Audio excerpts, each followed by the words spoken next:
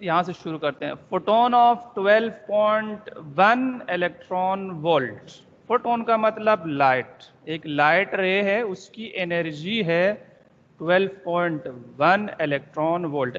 Unit से पता चला, आपको पता है एनर्जी की दो यूनिट है, एनर्जी का दो यूनिट है, जूल्स और इलेक्ट्रॉन वोल्ट।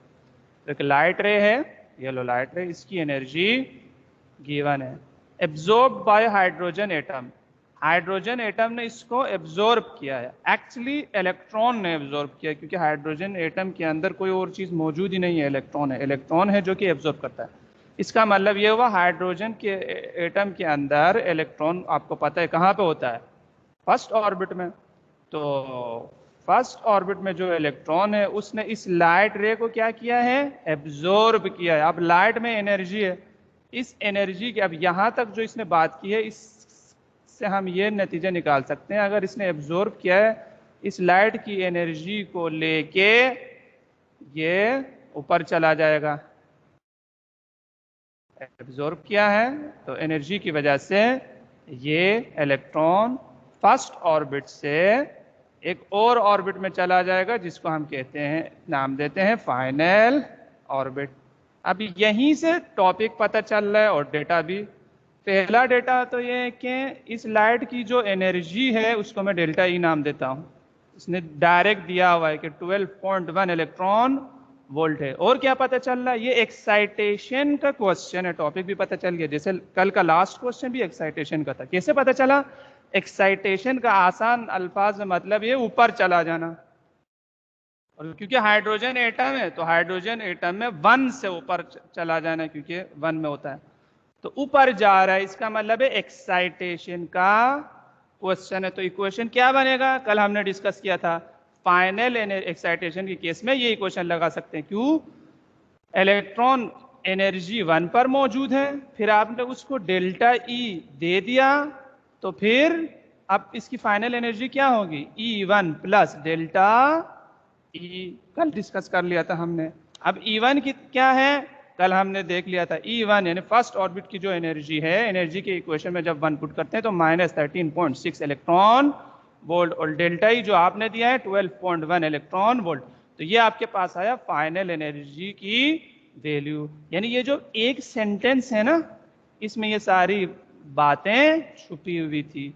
जो डायरेक्ट डेटा दिया है, ये देखो, ये हमने लिख दिया, और जो बातें छुपी हुई थी वो सारा डेटा हमने निकाला। अब आगे बढ़ते हैं। Originally in the ground state, ground state का मतलब वही हाइड्रोजन में, ग्राउंड स्टेट का मतलब फर्स्ट ऑर्बिट, बोल रहे इलेक्ट्रॉन फर्स्ट ऑर्बिट में था, लाइट एब्जॉर्ब किया, raises the atom to an excited state. Atom का मतलब वही इलेक्ट्रॉन, इलेक्ट्रॉन को ऊपर लेकर गया, ये तो हमने गेस कर लिया था। आगे बढ़ो, what is the quantum number of state, आप बताओ। स्टेट का मतलब मैंने पहले भी बताया, ऑर्बिट। अब जो गया है फाइनल ऑर्बिट, फाइनल ऑर्बिट कौन सा ऑर्बिट है, ऑर्बिट नंबर बताओ, यानी एन आपको फाइंड करना है, एन फाइनल फाइंड करना है। कौन सा इक्वेशन लगाना है, कल वाला इक्वेशन। एनर्जी मालूम है, एन निकालना है, और तो फिर एनर्जी और एन वाला रिलेशन हमें लगाएंगे। Energy is equal to -13.6 divided by NF square. अब एनर्जी की वैल्यू मालूम है, पुट कर लिया हमने, माइनस माइनस कैंसिल। अब NF चाहिए, मैंने बोला इन दोनों को आप क्या कर सकते हैं, एक दूसरे की जगह चेंज कर सकते हैं। इसको ऊपर लेकर आओ, क्योंकि NF चाहिए, 1.2 को नीचे लेकर गया, माइनस और माइनस कैंसिल, ये स्क्वायर आएगा यहाँ से n का। हमें NF का स्क्वायर नहीं चाहिए, NF चाहिए, तो स्क्वायर रूट कर देंगे, तो यहां से आपको NF की जो वैल्यू है यहां से मिल जाएगी, NF इज इक्वल टू 3। इसका मतलब फाइनल ऑर्बिट है थर्ड ऑर्बिट। ये हो गया पास पेपर में आ चुका है ये, ठीक है, ये पास पेपर में आ चुका है, तो मैंने इसको एक स्टार दिया। तो इस तरीके से आपने फाइनल ऑर्बिट नंबर फाइंड कर लिया। अब आगे बढ़ते हैं। 18.6 हो चुका है 18.2 के साथ, क्योंकि सेम क्वेश्चन था। अब 18.7, इन एन एक्सपेरिमेंट, एक एक्सपेरिमेंट हो रहा है। आपको पता है किस एक्सपेरिमेंट की बात कर रहे हैं, वो शुरू में जो हमने एक्सपेरिमेंट देखा था, फर्स्ट टॉपिक। उस एक्सपेरिमेंट में क्या हो रहा है, बोले the excitation potential, again excitation की बात की तो इसका मतलब ये क्वेश्चन भी एक्साइटेशन से रिलेटेड है, इतना तो पता चल गया। ठीक है, फिर क्या बोला, excitation potential of hydrogen are found at 10.21 volt and 12.21। Excitation potential बोल रहा है ये है हाइड्रोजन का और ये है, दो पोटेंशियल दिए। अब एक्साइट ये नए नया कोई नया एक नया क्वेश्चन बन गया ना, एक्साइटेशन पोटेंशियल की बात की। एक्साइटेशन पोटेंशियल क्या था, एक दफा रिवाइज करते हैं, सेकेंड लास्ट क्वेश्चन जाके देखना।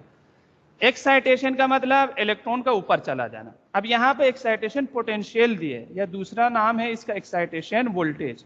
एक्साइटेशन पोटेंशियल या एक्साइटेशन वोल्टेज का मतलब वही बैटरी में आप क्या करते हैं, कनेक्ट करते थे जब, तो बैटरी की जो वोल्टेज है उसको कहते हैं एक्साइटेशन पोटेंशियल। तो पोटेंशियल का मतलब ये हो गया। अब पोटेंशियल ये हो गया, एक्साइटेशन तो आप इलेक्ट्रॉन पास होंगे, वो जो इलेक्ट्रॉन पास हो रहे हैं हाइड्रोजन के इलेक्ट्रॉन से टकराएंगे और एटम के इलेक्ट्रॉन लेके जाएंगे। इसलिए इस पोटेंशियल को कहते हैं एक्साइटेशन पोटेंशियल। देखो आपने बैटरी से कनेक्ट कर दिया यानी पोटेंशियल दे दिया, तो फाइनल में रिजल्ट क्या मिला आपको, इस पोटेंशियल की वजह से इलेक्ट्रॉन ऊपर चला गया। इस पोटेंशियल को कहते हैं एक्साइटेशन पोटेंशियल। ऊपर जाना एक्साइटेशन, इसने ऊपर लेके गया तो एक्साइटेशन पोटेंशियल। तो एक्साइटेशन पोटेंशियल का मतलब समझ में आ गया। अब क्वेश्चन को एक दफा फिर देखते हैं। इसने क्या कहा, इन एन एक्सपेरिमेंट द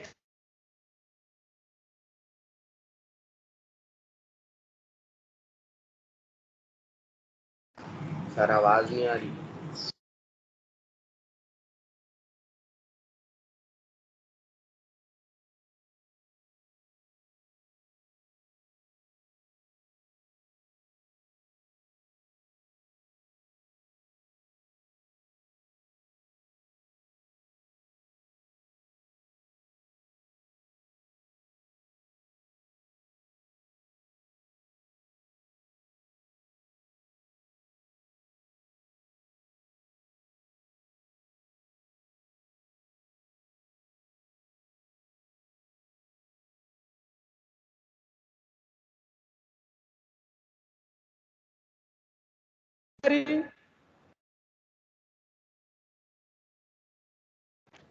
अच्छा बेटा, इंटरनेट में थोड़ा प्रॉब्लम चल रहा है, तो ये इंटरनेट की वजह से। अब मेरे ख्याल में आपको आवाज आ रही है और स्क्रीन भी नजर आ रही है, नजर स्क्रीन।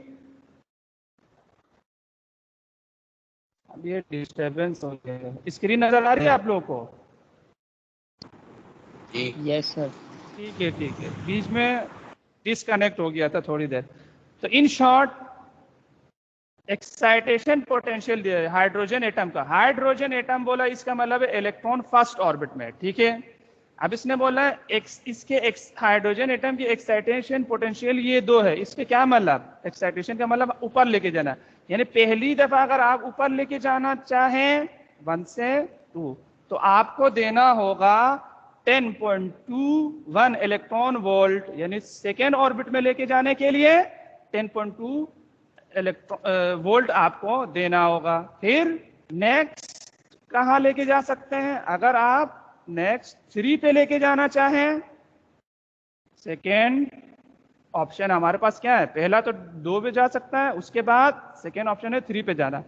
3 पे लेके जाना चाहें, एक्साइट करना चाहें तो फिर कितना देना होगा, 12.10 वोल्ट देना होगा। इन दोनों डेटा का मतलब ये था, मेरे ख्याल में क्लियर हुआ होगा आपको।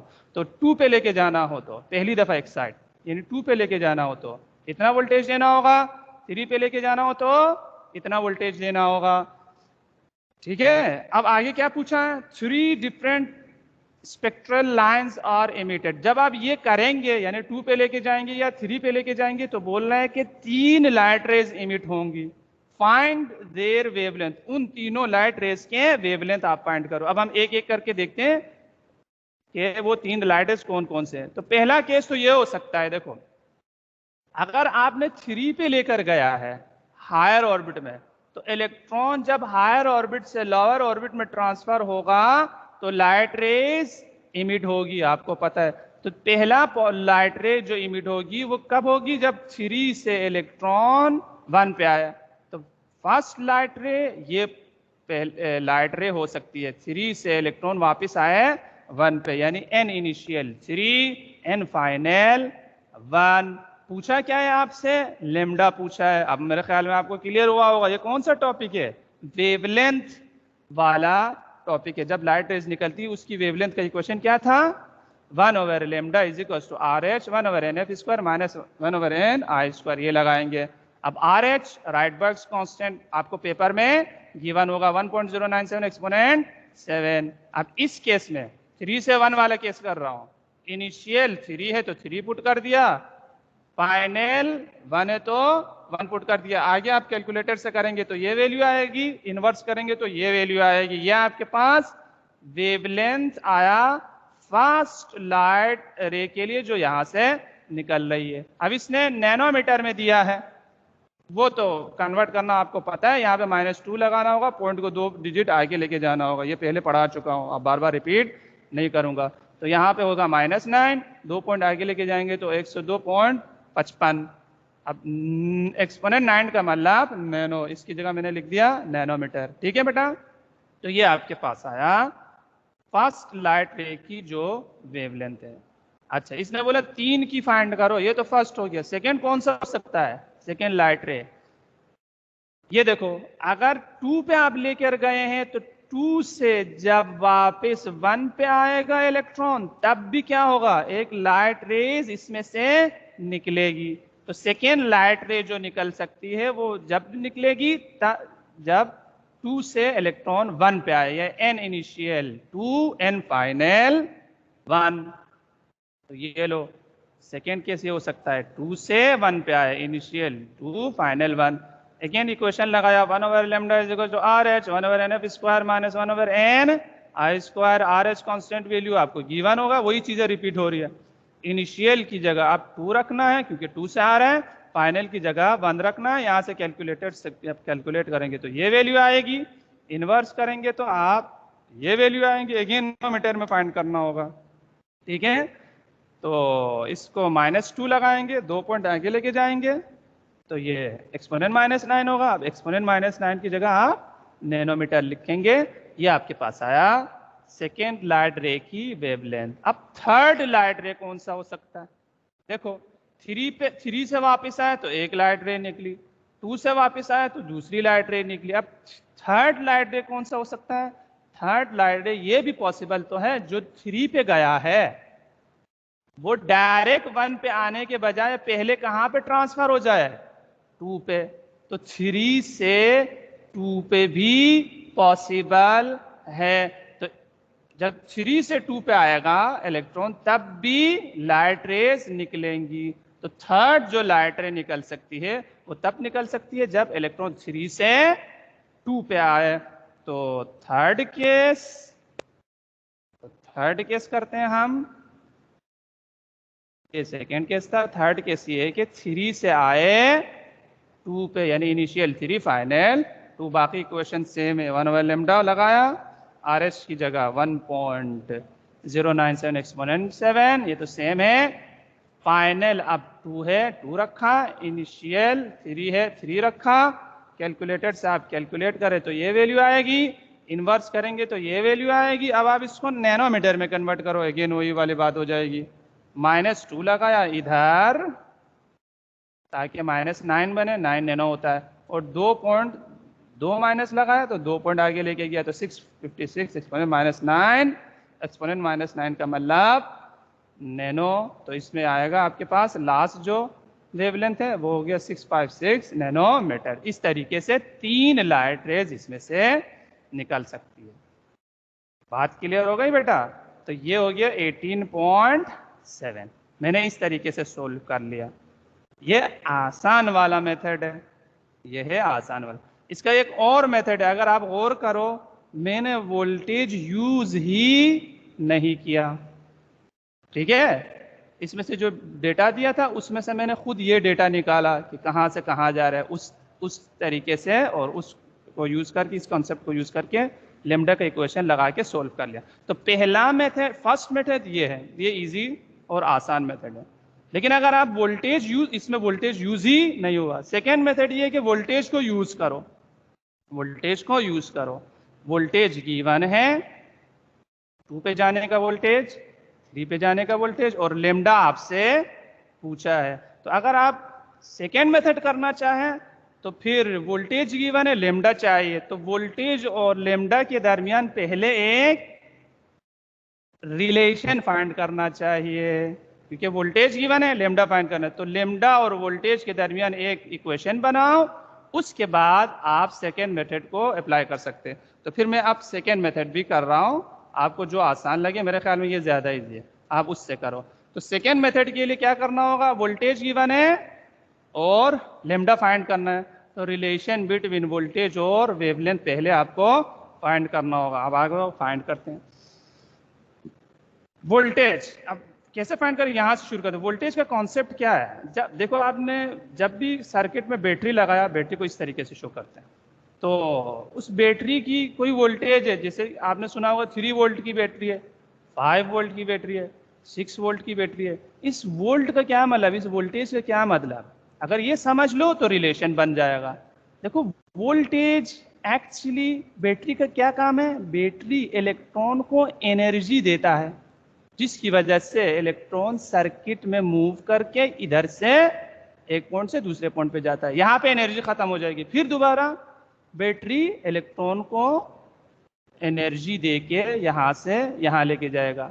इलेक्ट्रॉन का मतलब वही चार्ज, इलेक्ट्रॉन पे चार्ज है, तो इलेक्ट्रॉन और चार्ज को बैटरी एनर्जी देती है।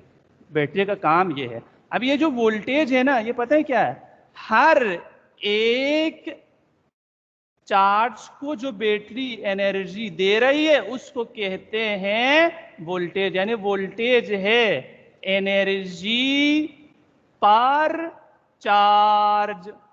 बात क्लियर हो गई, बैटरी का काम है एनर्जी देना।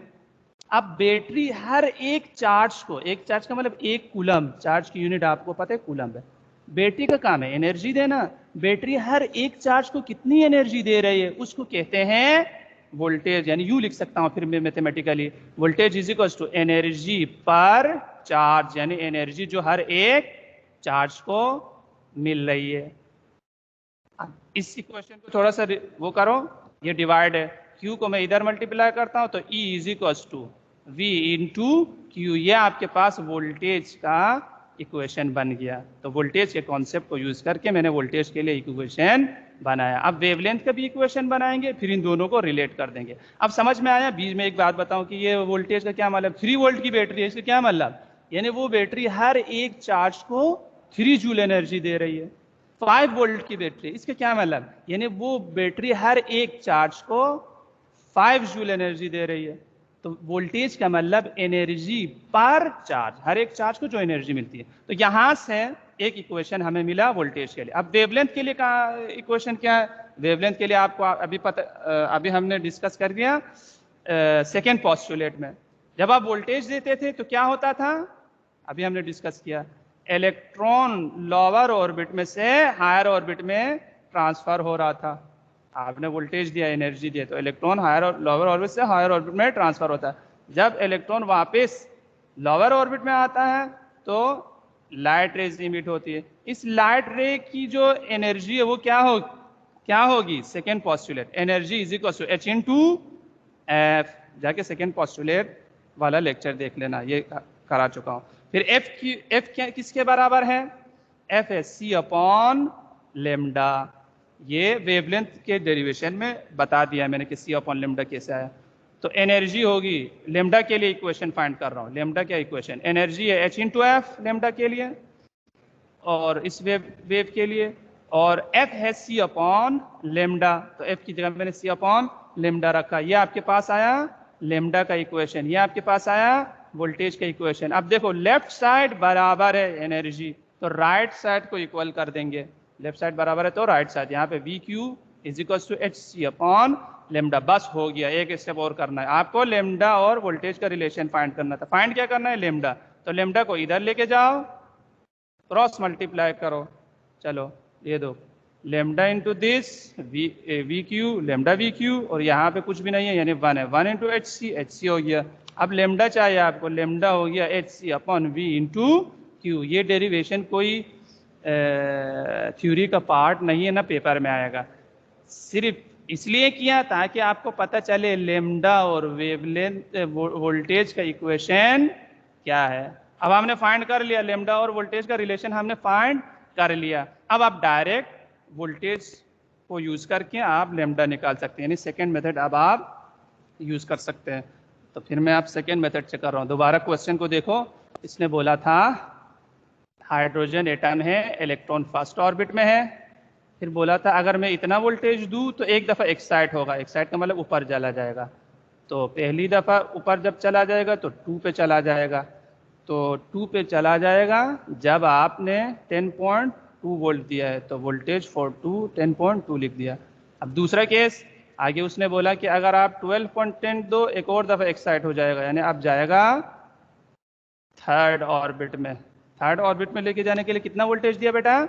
12.10। तो थर्ड मैंने लिख दिया V3 इज इक्वल टू 12.10। क्या निकालना था? लेमडा। अब सेकेंड मेथड से कर रहा हूँ, देखो डायरेक्ट वोल्टेज से कर रहा हूँ। लेमडा चाहिए सॉल्यूशन। अब लेमडा कैसे आएगा? डायरेक्ट अब आप कर सकते हो। पहले मैं ये केस कर रहा हूँ, जो 3 पे लेके जा रहे हो ये केस कर रहा हूँ, क्योंकि बुक में भी पहले ये वाला केस हुआ। तो V3 पे लेके जा रहे हो, तो 3 से जब वापस आएगा तो लेमडा निकलेगा। अब वो लेमडा की वेवलेंथ क्या होगी? अब डायरेक्ट कर सकते हो। अभी आपने इक्वेशन फाइंड किया, लेमडा है H C upon V into Q, ठीक है। वी कौन सा लगाना है? 3 के लिए कर रहे हो तो ये वैल्यू लगाना है। एच सी और क्यू क्या है? एच प्लैंक्स कांस्टेंट, कांस्टेंट है आपको पेपर में गिवन होगा। सी स्पीड ऑफ लाइट है, कांस्टेंट आपको पेपर में गिवन होगा। क्यू क्या है? इलेक्ट्रॉन है, इलेक्ट्रॉन, इलेक्ट्रॉन की चार्ज भी कांस्टेंट है, आपको पेपर में गिवन होगा। तो वी मालूम है, बाकी 3 कांस्टेंट है, कांस्टेंट वैल्यूज आपको गिवन होगा। ये देखो H की वैल्यू है, मैंने यहाँ पे लिखा हुआ है 6.63, आमतौर पर लगाएंगे यानी राउंड ऑफ करके 6.63 एक्सपोनेंट माइनस 34 लगाऊंगा राउंड ऑफ करके। C की वैल्यू 3 एक्सपोनेंट 8 है, और Q यानी चार्ज ऑफ इलेक्ट्रॉन वो है 1.6 एक्सपोनेंट माइनस 19। तो इक्वेशन भी पता चल गया और कांस्टेंट वैल्यूज भी पता चल गया, पुट कर दो। अब H की जगह 6.63 राउंड ऑफ करके लगाया exponent minus 34 multiply by C की वैल्यू 3 एक्सपोनेंट 8। वोल्टेज क्या रखना है? थर्ड के लिए करो, 3 से जो नीचे आ रहा है तो 12.10 रखना है, रख लिया। Q चार्ज ऑफ इलेक्ट्रॉन है 1.6 एक्सपोनेंट माइनस 19, इससे कैलकुलेट करो तो डायरेक्ट आंसर आएगा। ये आपके पास है 1.027 एक्सपोनेंट माइनस 7। अब इसको नैनोमीटर में कन्वर्ट करो, आपको पता है कैसे कन्वर्ट होगा। ये लो, ये आपके पास आया नैनोमीटर में 102.7 नैनोमीटर, और बुक में क्या आंसर है? 102.5। बिल्कुल अप्रोक्सीमेटली सही आंसर है, यानी 0.02 का डिफरेंस है। लेकिन पहले वाले मेथड में डायरेक्ट यही वैल्यू आ रही थी, वो ज़्यादा एक उसमें से एक्यूरेट आ सकता है, तो ये भी सही है। तो इस तरीके से भी आप वेवलेंथ फाइंड कर सकते हैं। बात समझ में आ गई बेटा? तो ये हो गया 3 से जो आ रहा है। अब 2 से जो आ रहा है 1 पे, उसकी वजह से जो लाइट रे निकल रही है उसको भी इस मेथड से फाइंड अगर करना हो तो अब ये वाला लगाना होगा। 2 पे लेके जाने के लिए जो वोल्टेज है वो 10.2 है। तो 2 से 1 के लिए केस के लिए क्या करेंगे?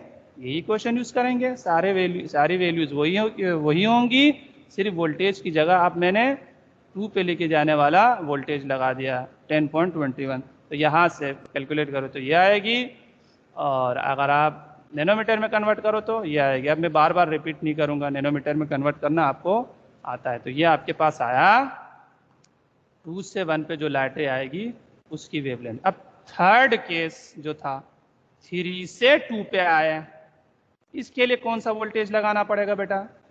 3 से आ रहा है 2 पे, अब इसके लिए क्या लगाएं? अगर आप थोड़ा सा गौर करो डेटा पे तो पता चल जाएगा। 3 पे लेके जाने के लिए V3 वोल्टेज है, 2 पे लेके जाने के लिए V2 वोल्टेज है। अब देखो अगर V3 यानी यहां से यहां तक का वोल्टेज माइनस V2 करूं तो यहां से यहां तक का वोल्टेज मुझे मिल जाएगा। देखो यहां से यहां तक का जो वोल्टेज है V3, ठीक है। और यहाँ से यहाँ तक का जो वोल्टेज है डॉटेड लाइन से शो कर रहा हूँ, ये V2 है।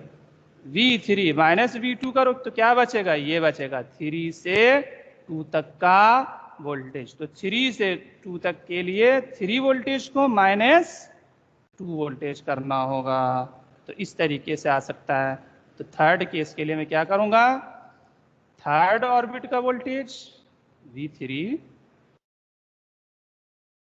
सेकेंड ऑर्बिट का वोल्टेज, ये थर्ड ऑर्बिट है, ये सेकेंड ऑर्बिट है, सेकेंड ऑर्बिट का वोल्टेज V2 और ये फर्स्ट ऑर्बिट।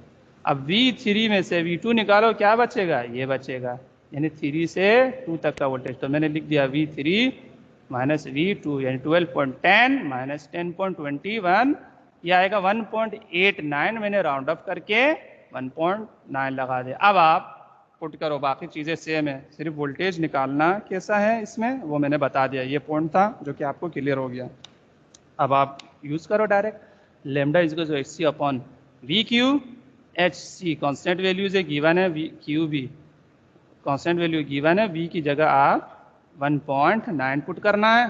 कर लिया, कैलकुलेशन से करो तो फाइनल जो वैल्यू आएगी नैनोमीटर में, ये वैल्यू आएगी।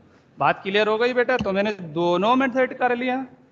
पहला मेथड इक्वेशन आपको पहले से मालूम था, उस पॉइंट ऑफ व्यू से ज़्यादा इजी होगा, और ये मेथड भी आपके लिए इजी होगा अगर आपको ये समझ में आया हो कि ये जो है किस तरीके से आया है। क्योंकि इसको ड्राइव करना था, इस वजह से मैंने इस मेथड से बाद में करा। अब आपको जो मेथड आसान लगे आप उसी मेथड से करें, ठीक है बेटा। अब नेक्स्ट क्वेश्चन, ये छोटे छोटे क्वेश्चन हैं, अब इतना लंबा नहीं होगा। 18.8 कर रहा हूँ। What minimum energy is needed in X-ray tube in order to produce X-ray with a wavelength of 1 point? wavelength given है, बोले X-ray है, उसकी wavelength ये है। अब X-ray का टॉपिक अभी मैंने पढ़ाया नहीं है, न्यूमेरिकल के बाद पढ़ाऊंगा, लेकिन सोल्व हम कर सकते हैं। क्यों, इतना जानो कि X-ray भी लाइट रे है, एक लाइट है जो कि विजिबल नहीं है, और उसकी जो एनर्जी है विजिबल लाइट रे की एनर्जी से ज्यादा है। सिंपल, खत्म हो गई बात। यानी ये भी लाइट है, लाइट के जितने भी इक्वेशन है इसके लिए आप क्या कर सकते हो, यूज कर सकते हो। सिर्फ इतना सा फर्क है कि ये ज्यादा एनर्जी की लाइट रे है और विजिबल भी नहीं है। तो इसने क्या बोला, यहाँ पे बोला वेव ये है, वेवलेंथ ये है, आप बताओ इसकी एनर्जी क्या है, क्या फाइंड करना है, एनर्जी। अब आप बताओ एनर्जी और वेवलेंथ में क्या रिलेशन है। अभी हमने ड्राइव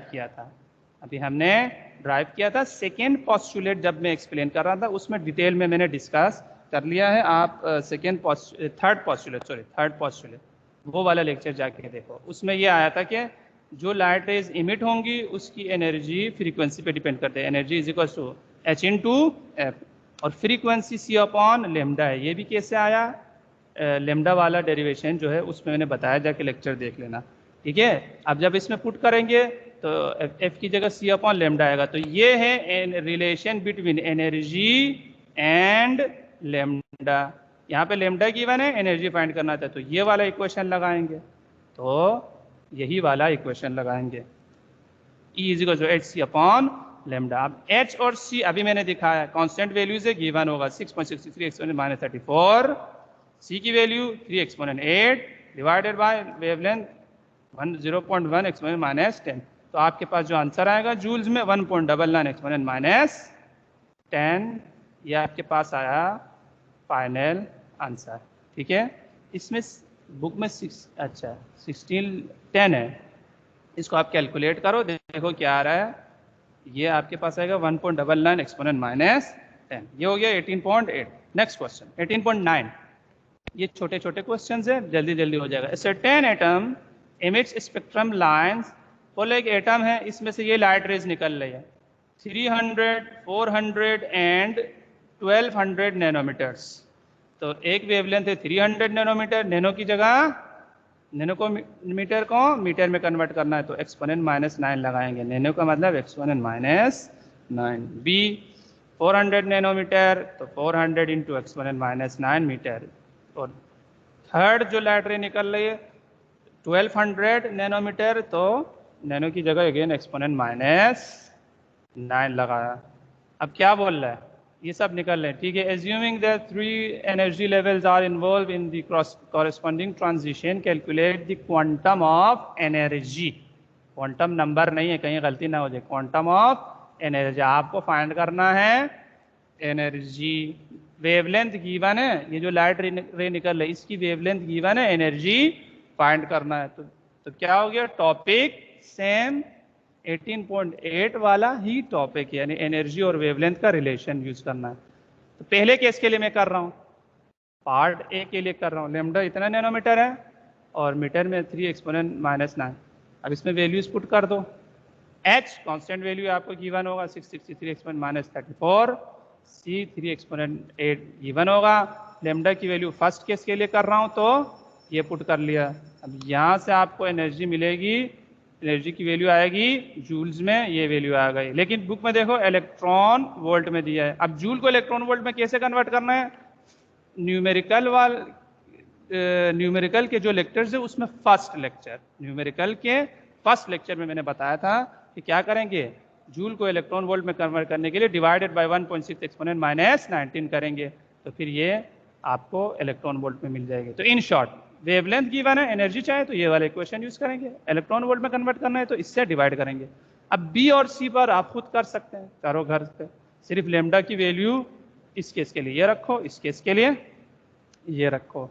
ये हो गया 18.9। आखिरी क्वेश्चन भी कर रहा हूँ, बेल हो गई है, आखिरी क्वेश्चन कर रहा हूँ और नेक्स्ट क्लास आप मिस ना करें क्योंकि उसमें मैं पास पेपर के कुछ न्यूमेरिकल्स कराना चाह रहा हूँ। तो आखिरी क्वेश्चन में लिखा हुआ है calculate the energy, again energy find करना है। A photon whose frequency is this. अब एनर्जी फाइंड करना है लेकिन फ्रीक्वेंसी गिवन है, वहां पे वेवलेंथ दिया हुआ था। फ्रीक्वेंसी क्या है, एफ इज पहले पार्ट में F is equals to 4 exponent 14 hertz. Leave ना करें, अभी मैं अटेंडेंस भी लगाऊंगा, ठीक है। और सेकेंड पार्ट में लिखा हुआ है 20 गीगा हर्ट्ज, गीगा का मतलब एक्सपोनेंट 9। और थर्ड पार्ट में लिखा हुआ है 30 मेगा हर्ट्ज, मेगा का मतलब एक्सपोनेंट 6। ये समझ में आया, गीगा का मतलब 9, मेगा का मतलब 6, ठीक है बेटा। अब आपको फ्रीक्वेंसी गिवन है, एनर्जी पूछा है, तो एनर्जी और फ्रीक्वेंसी का जो रिलेशन है वो लगाना है। अभी मैंने दिखाया था, दोबारा दिखाने की मेरे ख्याल में जरूरत नहीं है। थर्ड पोस्टुलेट में था, एनर्जी ऑफ फोटोन है h इंटू एफ, एनर्जी और फ्रीक्वेंसी का रिलेशन।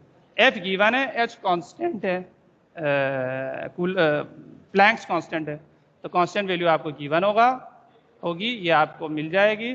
फ्रीक्वेंसी की वैल्यू मैंने पुट कर लिया क्योंकि पार्ट ए के लिए कर रहा हूँ, यहाँ पे लिख रहा हूँ पार्ट ए के लिए कर रहा हूँ, ठीक है। तो यहाँ से आपको एनर्जी जूल में ये मिलेगी, देखिए इलेक्ट्रॉन वोल्ट में दिया है, सारी चीज़ें रिपीट हो रही है। डिवाइडेड बाय 1.6 एक्सपोनेंट -19 करेंगे तो ये आपके पास आएगा इलेक्ट्रॉन वोल्ट में। दैट्स ऑल, खत्म हो गई बात बेटा। अब बाकी दो पार्ट आप खुद करो, फ्रीक्वेंसी गिवन है, जब जस्ट फ्रीक्वेंसी की वैल्यू ये वाला पुट करना है, ठीक है बेटा। ये न्यूमेरिकल्स खत्म हो गए हैं। नेक्स्ट टाइम मैं पास पेपर के न्यूमेरिकल कराऊंगा, आप लोग बिल्कुल छुट्टी मत करें, सब कुछ आपको बताया जा रहा है।